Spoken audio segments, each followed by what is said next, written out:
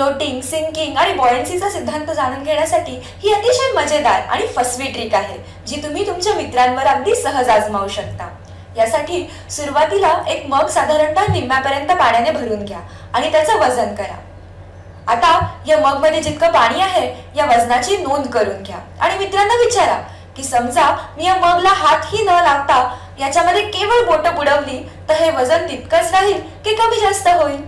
मित्रांना वाटेल की आपण स्पर्श करणार नाही मगला, त्याच्यामुळे वजन तितकंच राहील. पण खरी गंमत आत्ता आहे. बघितलं, पाण्यामध्ये बोटं बुडवली असता वजन वाढतं आणि बोटं बाहेर काढल्यावर पूर्वी जितकं वजन होतं अगदी तितकंच राहतं. बघा, पाण्यामध्ये बोटं बुडवली आहे आणि आता वजन जास्त आहे. बोटं बाहेर काढल्यावर आधी होतं तितकंच वजन. आपल्या सर्वांना माहितीये की बोटांपेक्षा मुठीची घनता ही जास्त आहे. त्यामुळे आता मूठ पाण्यामध्ये बुडवली असता वजन खूप जास्त वाढतं आणि मूठ बाहेर काढल्यावर ते पुन्हा पूर्वस्थितीमध्ये येतं. म्हणजे घनतेचा याच्याशी नक्कीच काहीतरी संबंध असला पाहिजे. आता ही गोष्ट आपण आणखीन एका प्रयोगातून जाणून घेण्याचा प्रयत्न करू. त्यासाठी एका स्प्रिंग बॅलन्सला दगड लावा. स्प्रिंग बॅलन्स वरती जे काही रीडिंग दिसतंय ते म्हणजे दगडाचं वजन. साधारणतः 65 ग्रॅम इतकं आपल्याला दगडाचं वजन मिळालंय आणि पाण्याचं वजन आहे 400 ग्रॅम. स्प्रिंगला लावलेला हा दगड अगदी हळुवारपणे या पाण्यामध्ये बुडवा.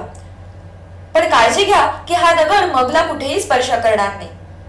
आणि आता बघा, वजनामध्ये काही फरक दिसतोय का? स्विमिंग पूल मध्ये पोहत असताना तुम्हाला तुमचं वजन कमी झाल्यासारखं वाटतं ना? अगदी तीच गोष्ट इथेही घडते. आता या दगडाचं वजन 38 ग्रॅम दिसतंय, म्हणजे साधारणतः 26 ग्रॅमनी कमी.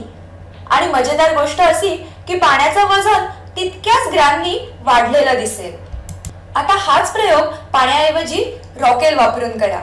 आपल्याला माहितीये की रॉकेलची घनता ही कमी आहे, त्यामुळे पाण्यामध्ये दगड सोडलेला असताना त्याच्या वजनामध्ये जितकी घट झाली त्याही पेक्षा कमी घट आता या प्रयोगामध्ये दिसते. कारण वजनातील ही घट विस्थापित द्रवाच्या वजना इतकीच असते आणि रॉकेलची घनता कमी असल्यामुळे विस्थापित रॉकेलचं वजन विस्थापित पाण्यापेक्षा निश्चितच कमी असेल.